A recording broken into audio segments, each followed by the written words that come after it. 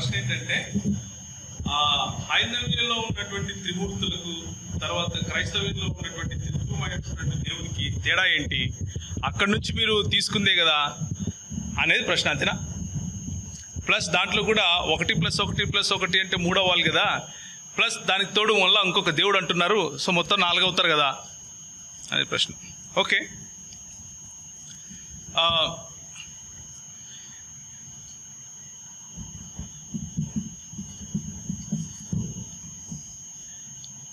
త్రిత్వం అనే ఒక పుస్తకం నేను రాశాను. వీళ్ళు ఎవరైనా ఈ పుస్తకం ఇంకా చదవకుండా ఉంటే దయచేసి తీసుకోండి. ఇందులో చాలా వివరంగా లేఖనాధారంగా దేవుడు ఏమై ఉన్నాడు, ఆయన యొక్క స్వభావం ఏంటి అన్నది నేను చెప్పాను. ఇందులో చెప్పిన విషయాలన్నీ కూడా నేను ఒక ప్రశ్నకు సమాధానం 5-10 నిమిషాల కంటే ఎక్కువ ఇస్తే బాగుండదు. సో గంటలు పడుతుంది కాబట్టి అంత సమయం తీసుకోలేను. కానీ వీలైనంత వరకు తక్కువ సమయంలోనే ఈ ప్రశ్నకు సమాధానం చెప్పే ప్రయత్నం చేస్తాను. ముందు హైందవ్యంలో ఉన్నటువంటి త్రిమూర్తుల గురించి మాట్లాడుకుందాం, ఆ తర్వాత లేఖనాధారంగా దేవుడు ఏమై ఉన్నాడు అన్న విషయం గురించి మాట్లాడుకుందాం. మరి హైందవ్యంలో ఉన్నటువంటి త్రిమూర్తులు అన్న విషయం దగ్గరికి వస్తే, బ్రదర్ బిబు తన ప్రసంగంలో చెప్పినట్లుగా హైందవ్యము అన్నది నిజానికి ఆది శంకరాచార్యులు గారు ప్రపోజ్ చేసినటువంటి అద్వైతము అన్నటువంటి ఒక హైందవ్యం ఉంది. ఒక సంస్కృతిగా వైదిక సంస్కృతిగా ఎవరైతే మరి ఆర్యావర్తనం అని దేనైతే పిలుస్తారో, అంటే సింధు నది ప్రాంతం మొదలుకొని క్రింద మరి వింధ్య పర్వతాల వరకు నివసించినటువంటి వారిని ఆర్యులు అంటారు. ఆ ఆర్యులు ఎప్పుడు భారతదేశానికి వచ్చారో, భరత అన్నటువంటి ఆర్య సమాజముగా ఎప్పుడు వచ్చారో అన్న విషయం గురించి తర్వాత మాట్లాడుకుందాం. ప్రస్తుతానికి అప్రస్తుతం అది. కానీ వాళ్ళు నమ్మేటువంటి ఫిలాసఫీ గురించి కొంచెం మాట్లాడుకుందాం. మెల్లిమెల్లిగా వైదిక శాస్త్రాలలో వైదిక మరి ఆలోచన పద్ధతి మారుతూ వచ్చింది. మొట్టమొదటిగా వారికి ఇంద్రుడు దేవుడుగాను, మిత్రుడు దేవుడుగాను, మిత్ర అనేటువంటి ఒక దేవుడు ఉండేవాడు. వీళ్ళందరూ దేవుళ్ళుగా ఉండేవారు. ఎక్కడైతే 7 నదులు ప్రవహిస్తున్నాయో ఆ నదుల దగ్గర వారి దేవతలైనటువంటి ఇంద్రుడు మరియు మిత్రుడు మొదలు వారిని తీసుకుని వెళ్ళారు. సో దీనివల్ల మనకేం తెలుస్తుంది అంటే, ఎవరైతే మన దగ్గరికి వచ్చి మా దగ్గర నుంచి కాపీ కొట్టారు అని అంటున్నారో వాళ్ళు కూడా ఇక్కడోళ్ళేం కాదు, వాళ్ళు కూడా ఎక్కడి నుంచి పట్టుకొచ్చుకున్నోళ్ళే. ఫస్ట్ విషయం. రెండోది, వారికి మొదట వారి దృక్పథంలో ఇంద్రుడు దేవుడు, సోమము అనే ఒక పానీయాన్ని ఆయనకు అర్పించేవాళ్ళు, యాగము అనేటువంటి ఒక హోమం చేసేటటువంటి పద్ధతిని వాళ్ళు కలిగి ఉండేవాళ్ళు. వాళ్ళు ఏం చేశారు అంటే, ఈ భూభాగాన్ని ఆక్రమించుకున్న తర్వాత లోకల్గా ఉన్నటువంటి మ్లేచ్చులుగా పిలిచారు వాళ్ళని. అంటే నాలాగా నల్లగా ఉండే వాళ్ళను, కూర్చున్నటువంటి వాళ్ళలో మిగిలిన మెజారిటీ మనందరినీ కూడా మ్లేచ్చులుగాను, అనార్యులుగాను, ఆర్యేతరులుగాను పిలుస్తూ వచ్చారు. ఆ ఆర్యేతులకు మ్లేచ్చులకే రాక్షసులు అన్నటువంటి పేర్లు పెట్టారు. అంటే ఆర్యులు కాని వారందరూ కూడా వారి దృక్పథం ప్రకారం రాక్షసులు. ఎందుకు అంటే, మనకు నోర్లు పెద్దగా ఉంటాయి, మనకు నుదురు పెద్దగా ఉంటుంది, రింగుల ఎంటికలు ఉంటాయి, తర్వాత చర్మము రంగు నల్లగా ఉంటుంది, కాబట్టి మనం రాక్షసులం అయిపోయాం. అలా మనల్ని విభజించి పాలించడం మొదలుపెట్టారు. వింధ్య పర్వతాలకు క్రిందగా మనల్ని మెల్లిమెల్లిగా తోసేశారు.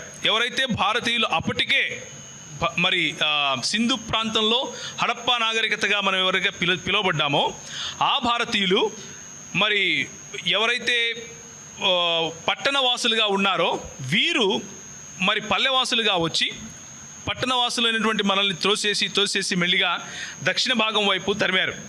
దక్షిణ భాగం వైపు వచ్చిన తర్వాత కూడా కొన్ని వేల సంవత్సరాలలో వాళ్ళు దక్షిణ భాగాన్ని కూడా ఆక్రమించుకుంటూ మరి వైదిక సంస్కృతిని, ఆర్య సంస్కృతిని బ్రాహ్మణత్వముగా మార్చుకుంటూ మన మీదకి వచ్చి మన మీద ఈ రోజుకి కూడా కులము లేకపోతే వర్ణము అనేటువంటి పేరుతో మన పైన అధికారం అజమాయిషీ చెలాయిస్తున్నారు. ఇది హిస్టారికల్ దృక్పథం. ఈ హిస్టారికల్ దృక్పథంలో మనం నేర్చుకోవాల్సిన ఒక విషయం ఏంటంటే, ఈ రోజుకు కూడా ఇరాన్ ప్రాంతంలో ఉన్నటువంటి వాళ్ళను ఆర్యులుగానే పిలుచుకుంటారు. ఈ రోజుకు కూడా వైదిక సంస్కృతి నమ్ముతున్నటువంటి ఇక్కడున్నటువంటి వాళ్ళు మన భారతఖండంలో వాళ్ళను కూడా వాళ్ళు ఆర్యులుగానే పిలుచుకుంటారు. ఈరోజు కూడా జొరాస్ట్రియనులు అంటే ఫార్సీలుగా మనం ఎవరైతే పిలుస్తామో వాళ్ళు అదే యజ్ఞం, అదే హోమం, అదే పద్ధతులు, అదే సూర్యుడు, అదే చంద్రుడు వాళ్ళందరినీ పూజిస్తారు. జెండ్ అవెస్తా అనేటువంటి పుస్తకంలో కూడా వీళ్ళు చేసేటువంటి యాగాలు, వీరు చేసేటువంటి సోమం, వీరు తాగేటువంటి సోమం అన్నీ అలాగే ఉంటాయి. అరువు తెచ్చుకున్న వాళ్ళు ఎవరు అన్న విషయం మీరు అడిగారు కాబట్టి నేను ఇవన్నీ చెప్తున్నాను. అరువు తెచ్చుకోవాల్సిన అవసరం మనకు లేదు. అయితే క్రైస్తవుల పైన ఈ మిడిమిడి జ్ఞానం ఉన్నటువంటి హిందూ మతోన్మాదులు లేకపోతే మిగిలిన ఎవరైనా సరే వేసే ఒక అభాండం ఏంటి అంటే, వీళ్ళ దేవుడు దిగుమతి చేసుకున్న దేవుడు. వీళ్ళ దేవుడు ఎక్కడి నుంచి? ఇశ్రాయేల్ నుంచి దిగుమతి చేసుకున్నారు. దేవుళ్ళను దిగుమతి చేసుకోరు. దేవుడు దేవుడై ఉంటాడు. ఆయన ఎక్కడికి వెళ్ళినా ఆయన దేవుడే. దిగుమతి చేసుకునేది ఏంటి అంటే సంస్కృతి అన్నది. సాంస్కృతికంగా culture by definition is dynamic. అంటే సంస్కృతి అన్నది మారుతూ ఉంటుంది, మార్పులు చేర్పులకు గురవుతూ ఉంటుంది. ఈరోజు ఇక్కడ కూర్చున్నటువంటి ఎంతమంది క్రైస్తవులు మరి సాధారణ భారతీయుల్లాగా ఉన్నారు, సాధారణ భారతీయులుగా లేరు అని చూస్తే మనం ఏ కల్చర్ ఎక్కడి నుంచి తెచ్చుకోలేదు. మనం ఇక్కడ పుట్టాము, ఇక్కడ పెరిగాము, ఇదే సంస్కృతిలో మనం ఉన్నాం. అరబ్బులు విస్తరించిన చోట, అంటే ఇస్లాం విస్తరించిన ప్రతి చోట అరబ్బుల సంస్కృతిని దిగుమతి చేశారు, అరబ్బుల సంస్కృతిని రుద్దారు. క్రైస్తవం వెళ్ళిన ఏ చోట కూడా క్రైస్తవ సంస్కృతి అన్నది రుద్దలేదు. ఎందుకంటే క్రైస్తవ సంస్కృతి కనిపించేది కాదు, మనసులో ఉండేది. హల్లెలూయా. క్రైస్తవ సంస్కృతి అనేది కంటికి కనిపించేది కాదు, కానీ వారి గుణలక్షణాలలో మన ప్రభు అయినటువంటి యేసును మనము పరిచయం చేసేది. అందుకనే క్రైస్తవ సంస్కృతి ఏమిటి అని అంటే శత్రువును కూడా ప్రేమించడం. ఇది దిగుమతి చేసుకుంటే తప్ప. క్రైస్తవ సంస్కృతి ఏమిటి అంటే నిన్ను వలే నీ పొరుగువాడిని ప్రేమించడం. ఇది దిగుమతి చేసుకుంటే తప్ప. నువ్వు ఎందుకు ఓర్చలేకపోతున్నావు అంటే, వీడేంటి నేను వీడిని కొడితే వీడు నన్ను ప్రేమిస్తున్నాడు అని నువ్వు తట్టుకోలేకపోతున్నావు. అది నీ బాధ. నీ బాధ ఏంటంటే ఇలా చేస్తే అందరూ సమానమైపోతారు కదా, విభజించి ఎలా పాలించాలి అనేది నీ బాధ. అందరినీ ప్రేమించమని ఒకటే మాట చెప్తే అందరూ సమానమైపోతే ఇక నా బ్రాహ్మణత్వం ఏముంటుంది, నా క్షత్రియత్వం ఏముంటుంది, వీడు శూద్రుడుగా ఎలా బతుకుతాడు, నా కిందకు ఉండడు కదా అనేది నీ బాధ. సో నీ బాధ కోసం మేము బతకం, సత్యం కోసం మేము బతుకుతాం. దేవుడు ఏం చెప్పాడు అంటే, నేను తండ్రి కుమార పరిశుద్ధాత్ముడు అన్నటువంటి ఒక దేవుడిని. ద్వితీయోపదేశకాండం 6:4 చెప్తుంది అంటే, షిమా ఇస్రాయేల్ యాహ్వే ఎలోహిను యాహ్వే ఎహాద్ అని చెప్తుంది. అంటే ఇశ్రాయేలు వినుము, నీ దేవుడైనా లేకపోతే నీ ప్రభు అయినా లేకపోతే నీ ఎలోహిం అయినటువంటి దేవుడు అద్వితీయుడైనటువంటి దేవుడు. ఆయన అద్వితీయుడు. ఆయనను పోలిన వాడు ఇంకొకడు లేడు. ఆయన ఒంటరివాడు కాదు, ఆయనను పోలినవాడు ఇంకొకడు లేడు. ఆ దేవుడు తన్ను తాను ఎలా ప్రత్యక్షపరుచుకున్నాడు మన బైబిల్ గ్రంథంలో అని చూస్తే, మనం రాసుకున్నటువంటి బైబిల్ గ్రంథం కాదు, మనం ఇంపోర్ట్ చేసుకున్నది, దిగుమతి చేసుకున్నది కాదు. ఇది దేవుడు తన ప్రజలను ఆయా ప్రాంతాలలో ఆయా భాషలు మాట్లాడే సమయంలో ఆయా భాషలను వాడుకుంటూ వారి సంస్కృతిలో తన ప్రమేయాన్ని చూపిస్తూ ప్రజలను ఎన్నుకొని, వారి భాషను ఎన్నుకొని, వారి సెన్సెస్ను ఎన్నుకొని వారి ద్వారా రాయించినటువంటి, లేదా పరిశుద్ధాత్మని ప్రేరేపణ ద్వారా రాయించినటువంటి బైబిల్ గ్రంథం చెప్పే ఒకానొక ఏకైక సత్యం ఏమిటంటే, దేవుడు అద్వితీయుడై ఉన్నాడు. ఆయన అద్వితీయుడు, ఆయనను పోలిన వారు లేరు. ఆయనను పోలిన వారు ఈ బ్రహ్మ విష్ణు మహేశ్వరులు కూడా కాదు అని చెప్పడం కోసం ఈ మాట చెప్తున్నాను. ఎందుకు కారు అంటే, బ్రహ్మ విష్ణు మహేశ్వరులు వారు రాసుకున్నటువంటి పురాణాల ఆధారంగా కానీ, వారు రాసుకున్నటువంటి ఉపనిషత్తుల ఆధారంగా కానీ, వారి మరి వేదాంతమును ఇచ్చినటువంటి పండితులు ఎవరైతే ఉన్నారో, ఉదాహరణకు మరి ఆది శంకరాచార్యులు కానీ, వారి ప్రకారంగా కూడా ఎవరు సమానము ఎవరు సమానం కాదు అన్నటువంటి చర్చ అనవసరం వాళ్ళకు. ఎందుకు అంటే వారు తేల్చలేరు కాబట్టి. సమానత్వము అన్న మాటకు అర్థం తెలియాలి అంటే క్రైస్తవ దృక్పథాన్ని అరువు తెచ్చుకోవాలి. క్రైస్తవ దృక్పథాన్ని అరువు తెచ్చుకుందే సమానత్వాన్ని, సహోదరత్వాన్ని చూపలేని సంస్కృతి ఆర్య సంస్కృతి. ఎలా చెప్తారు మీరు మాకు బైబిల్లో ఉన్న దేవుడు త్రియేకుడు త్రిత్వం మా దగ్గర నుంచి అరువు తెచ్చుకున్నారని? ఎందుకంటే ఉదయం నుంచి చెప్తూ వస్తున్నట్లుగా శివపురాణంలో బ్రహ్మను మరియు విష్ణువును తక్కువగా చూపిస్తారు, శివుణ్ణి పెద్దగా చూపిస్తారు. బ్రహ్మపురాణంలో మిగిలిన ఇద్దరిని తక్కువగా చూపిస్తారు, బ్రహ్మను మాత్రం మహాదేవుడిగా చూపిస్తారు. విష్ణు పురాణంలో విష్ణువుని గొప్పగా చూపిస్తారు, మిగిలిన ఇద్దరిని తక్కువగా చూపిస్తారు. కానీ బైబిల్ చెప్పే దేవుడు అలాంటి దేవుడు కాదు. తండ్రి మహిమ కోసం కుమారుడు తన ప్రాణం పెడతాడు. తండ్రి తన కుమారుణ్ణి ఘనపరచడం కోసం తన కుమారుణ్ణి వేరు చేసుకున్నా కానీ బాధపడతాడు, కానీ ఆయన చిత్తాన్ని నెరవేరుస్తాడు. తండ్రి నీ చిత్తమే జరగాలి అని కుమారుడు ప్రార్థించి తన ప్రాణాన్ని సైతం పెడతాడు. ఏ ఆత్మదేవుడైతే తండ్రిని మహింపరచడం కోసం కుమారుడు రాగా కుమారుణ్ణి మరి మరణించిన వారిలో నుంచి లేపాడో, అదే ఆత్మదేవుడు నీలో నాలో ఈరోజు వసిస్తూ తండ్రి కుమార పరిశుద్ధాత్మలుగా ఉన్నటువంటి దేవుణ్ణి ఆరాధించేందుకు, అభినందించేందుకు, ఆయనను స్తుతించేందుకు, చిరకాలం మనతో ఉండటానికి ఆయన మనతో వాసం చేస్తాడు. ఇది మన దేవుడు చెప్పే సత్యం. ఏ దేవుడు ఉంటాడు? వైదిక ప్రమాణాల ప్రకారం వారు సొంతంగా వాళ్ళ దేవుడిని వాళ్ళే చంపుకునే, ఒకరు దేవుడిని ఇంకొక దేవుడు చంపుకునే కల్చర్కి, ఒక వ్యక్తిని ఇంకొక వ్యక్తిని ఒక దేవుడుగా ఉన్నటువంటి మన దేవుడు మహింపరచుకునే కల్చర్కి సంబంధం, డిఫరెన్స్ లేదా? నేనేమంటాను అంటే, ఒక నోటు చూపించి ఇది దొంగ నోటా, ఇది మంచి నోటా అని చెప్పాలి అంటే కొన్ని ప్రమాణాలు కావాలి. ఆ ప్రమాణాలు ఏంటివో ముందు రుజువు చేసుకుంటే ఏ నోటు నుంచి ఏ నోటు పుట్టింది అనేది తెలిసిపోతుంది. కాబట్టి నాకు ప్రమాణంగా నేను బైబిల్ని తీసుకుని మాట్లాడుతున్నాను. నీకు ప్రమాణంగా ఏది తీసుకుని మాట్లాడితే నువ్వు నిలబడగలుగుతావో అది తీసుకునిరా. అప్పుడు నీ నుంచి నేను అరువు తెచ్చుకున్నానో, నా నుంచి నువ్వు అరువు తెచ్చుకున్నావో తెలుస్తుంది. నేను చెప్పినటువంటి ఈ 1500 నుంచి 1800 క్రీస్తు పూర్వం చరిత్ర ఏదైతే ఉందో అక్కడ ఆ ట్రినిటీ లేనే లేదు. వీళ్ళు అరువు తెచ్చుకున్నారు, మనం కాదు. తరువాత 2వ శతాబ్దం, 3వ శతాబ్దం, 4వ శతాబ్దం అలా పెరిగే కొద్దీ బ్రహ్మ వైవర్త పురాణం అని, శివపురాణం అని, విష్ణు పురాణం అని పురాణాలు ఒకటికి తర్వాత ఒకటి రాసుకుంటూ వచ్చారు. ఎందుకు అంటే హైందవ్యం ఎప్పుడు కూడా ఒక మతంగా లేదు. ఈ ఆర్యావర్తనంలో ఆర్యులు విభజించి ఎంత విడిపోయారు అంటే దేవునికి ఒక కుటుంబంగా విడిపోయారు. వాళ్ళందరినీ ఏకం చేయటానికి ఏం చేశారు అంటే ఈ పుస్తకాలను తీసుకెళ్ళి నెత్తిన పెట్టారు. ఇప్పటి వరకు కాలేదు. ఎలా అవుతారు? ఒక మతం కాదు కదా. శైవులను చంపడానికి వైష్ణవులు వెళ్తారు, వైష్ణవులు చంపడానికి శైవులు వెళ్తారు, వైష్ణవులు కలిసి బౌద్ధులను తరిమేస్తారు. ఏ విధంగా ఒక మతం అవుతుంది? క్రీస్తు శకం మూడవ శతాబ్దంలో ఎంతమంది బౌద్ధులను ఊచకోత కోశారు చరిత్ర చెప్పట్లేదా? ఏ విధంగా అక్కడ ఉన్నటువంటి బ్రహ్మ విష్ణు మహేశ్వరులు, ఇక్కడ ఉన్నటువంటి త్రిత్వం ఒకటవుతుంది? అక్కడికి త్రిత్వమై ఉన్న, ఏకత్వమై ఉన్న మన దేవునికి ఎలా పోలిక పెడతారు? పోలిక పెట్టడానికి లేదు. అది అదే, ఇది ఇదే. ఇందులో ఎగుమతి లేదు, దిగుమతి లేదు. వాగే వాళ్ళు వాగుతుంటారు, కానీ వాళ్ళ గురించి పెద్దగా పట్టించుకోవాల్సిన అవసరం లేదు. మనం ఏం పట్టించుకోవాలి అంటే లేఖనాధారమైనటువంటి విషయాన్ని పట్టించుకోవాలి.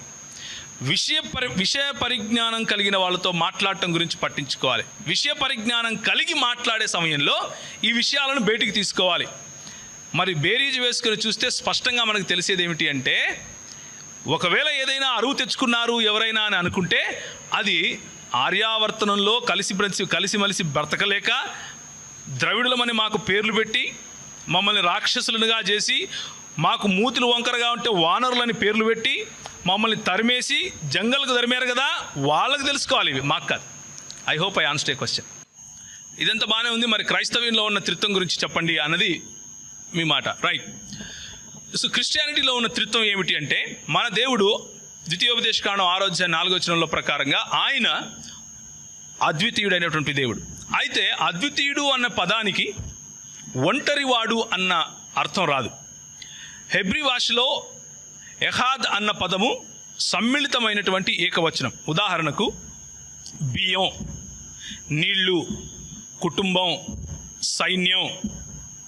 అలాగే ఇదే పదాన్ని అన్య దేవతలకు, అంటే బైబిల్లో చెప్పబడినటువంటి దేవునికి కాకుండా అన్య దేవతలకు ఉపయోగిస్తే, ఎక్కువ మంది దేవతలు ఉంటే మాత్రమే ఎలోహిం అన్న పదం వాడతారు, ఎహాద్ అన్న పదం వాడతారు. ఒక సింగిల్ లేకపోతే ఇలా ఒంటరిగా ఉన్నటువంటి ఒక విషయాన్ని గురించి మాట్లాడితే యాహిద్ అన్న పదం వాడతారు.